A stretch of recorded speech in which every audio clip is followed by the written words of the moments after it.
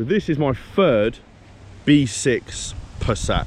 I think I'm in a position now where I can give a buyer's guide. Now I know these cars have been out for 20 years and I know it's not exactly a fun car, but if you're into cars like me, you know having a fun car every day costs a fortune. And I've always had one of these when I've had my Clio track car, my current Fiesta ST, which is going big power. I had it when I had some other stuff as well.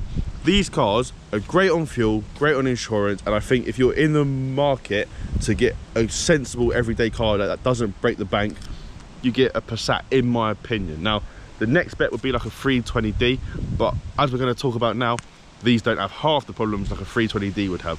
So before we get into it, if you do enjoy, leave a like and subscribe, comment your thoughts, any suggestions, any improvements. Let's talk about a buyer's guide for the B6 Passat. Now I understand the wind is bad, bear with me, I'll do my absolute best.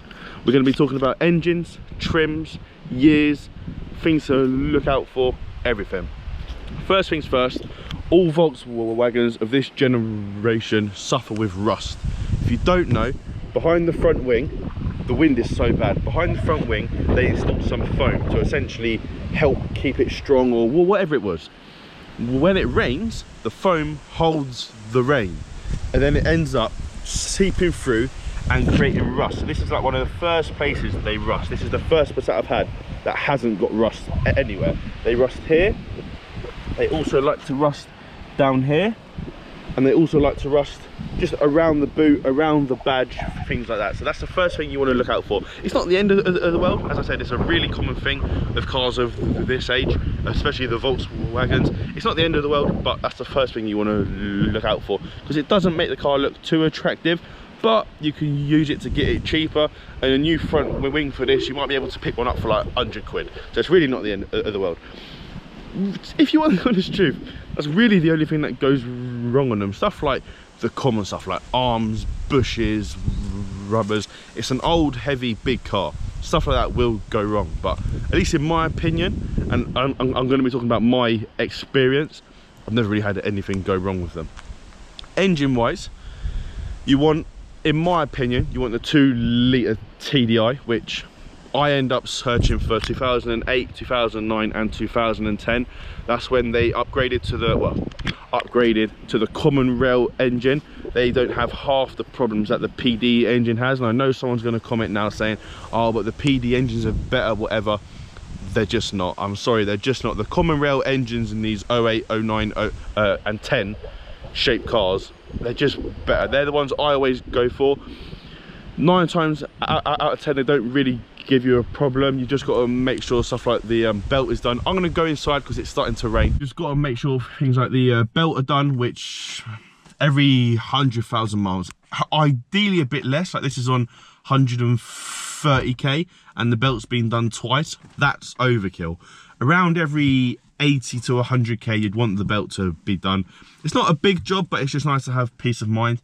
Some of these, there's no like in between. They've either got no service history or full service history. This one, the book is full, which gives you complete peace of mind. It's the common stuff with cars. There's not really anything with these cars in specific. I've seen quite a lot of them where the clutch and flywheel goes, which is around, I paid like just under £700 for it. It's a big job, but it's not the end of the world. And obviously if the flywheel goes, you want to get the clutch on at the same time. It's really not the end of the world. Now, trims. So they do quite a few trims, Sport, SC, whatever.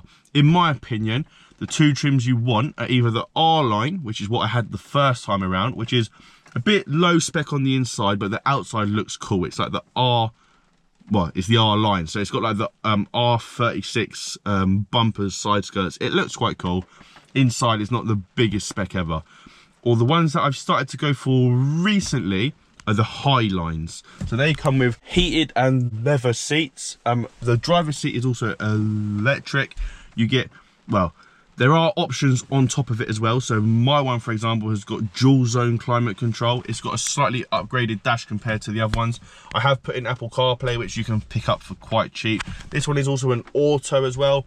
The manuals, to be honest, aren't bad. They're quite nice to drive. I like an auto because I'm lazy.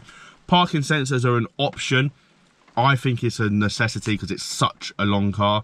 Obviously, one of the big points for me is the boot space. You can chuck in your car parts, your tools, a bike, whatever you want. The R lines do come with the facelift steering wheel, which is a massive upgrade. In my opinion, the R lines are cool, but you can just buy the bumpers. The bumpers are quite expensive, but you can just buy the bumpers and make your high line look cool at the same time. I'm not going to get outside because it's pouring down with rain now, but you get like chrome trim around the outside, slightly bigger wheels. They're like a fan. You would have seen it earlier.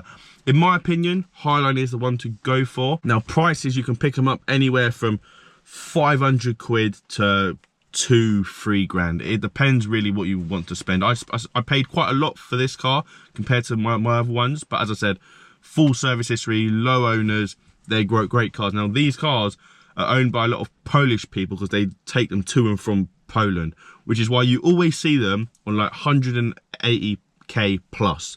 At the end of the day, it's a 20-year-old car. If you're doing 10,000 miles a year, it's not unheard of. And as I said, as long as they've kept on top of the belts and the parts and the services, these engines do go on forever. That's why I like these 08 to 2010 engines, because they are just strong. They are very strong. Again, there's a lot of options. You can go for like a sport, you can go for a older engine, a 1.6 petrol, whatever.